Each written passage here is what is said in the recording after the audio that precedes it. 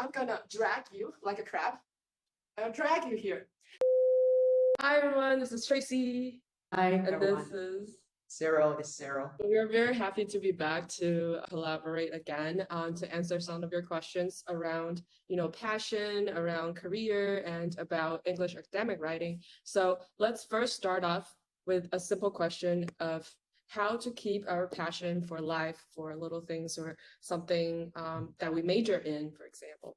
Many derives from two sources. The first is something outside, right? When I was a senior high school student, I don't think that I have a particular passion for learning English, but I was quite lucky at that time to participate in some English speaking competitions so that I can get the feedback from my fellow classmates, from my teachers, and some maybe judges give me some overwhelmingly positive feedback. And I think, well, for some teenagers, especially boys who want to get some attention, that's really something quite encouraging, and also get a sense of the very content of English itself. So I find there's something quite impressive within this discipline. For example, you can use this language to see the world from different angles. That is the inside motivation.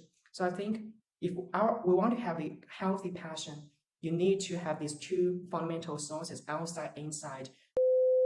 All comes down to this one thing called a sense of achievement, right? We are just common human beings. If we get a reward by, just paying a little effort, we're going to feel great about it. One key suggestion is to set some reward system for yourself.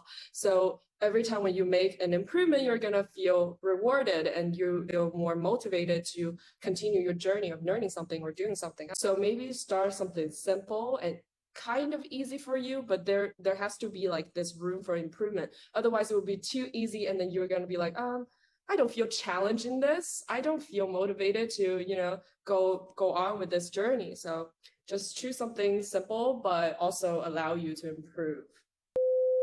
This question is on English academic writing. How do we write an essay that flows logically? I think writing in some sense is the deepest form of thinking. One thing that's so interesting about the motivation of writing, especially for college students, is that we're always being told that you need to write an essay because you need a grade. You can think the other way around.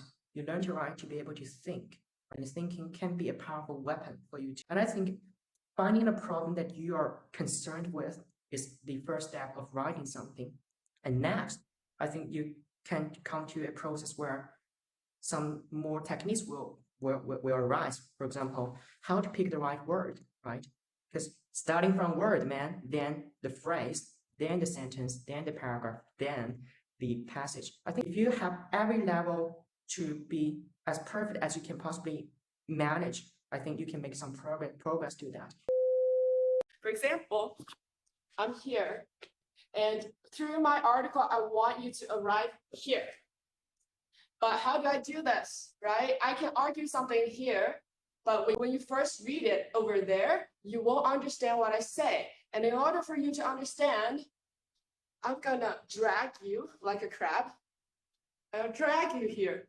So this is how you organize your paragraphs. You have to make sure that the paragraphs are flowing. It's building onto each other. And how do you know that they are not in disorder? You mix them up. You see whether they can work with another order.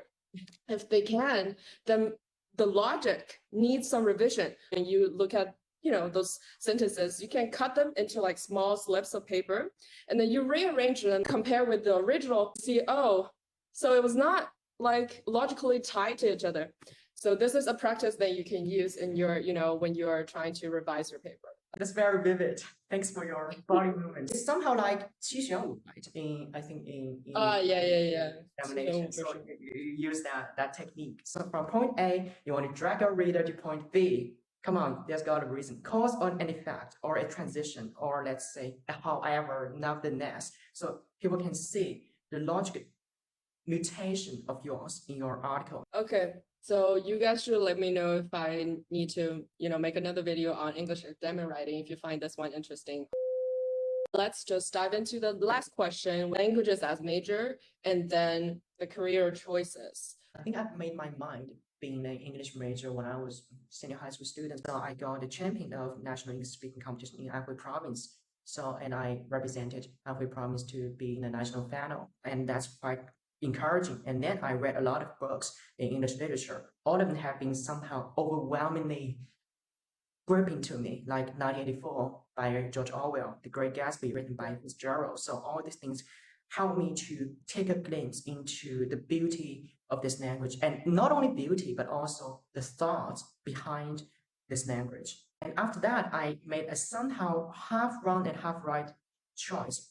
I majored in business English in university to start with. There's nothing about English, but just business. It's just taught in English. So that's a whole different story. It's not language study per se, right? Because language study is about something uninstitutionalized. I think the world can be, roughly speaking, divided in two parts. The institutionalized element, everything could be measured in this part, right? Your rank, your job, your salary, your credit, your whatever, it's like that. It's measurable, it's institutionalized. That's why it's part of the institute. However, there's something that couldn't be measured. Relationship, intimacy, love, air, the feeling after reading a book of having an intelligent discussion with your friend, like we do now, and things like that. You have a feeling, but you can't give account to that completely, precisely, because that's the realm of feelings and values, as opposed to the realm of facts, where science reigns supreme. So that's the distinction between these two worlds. I think I have the proclivity of diving myself into the second realm, which is the realm of values. And the realm of values and the domain of feelings is largely composed of words and ideas. You can't get off the ground without studying languages. So that's why I transferred my major from business English into English literature and writing.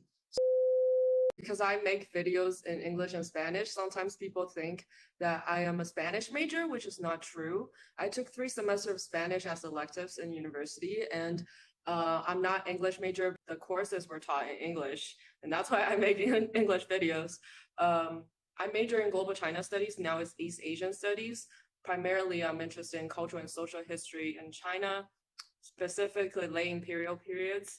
People always ask me, what are you gonna do with this major?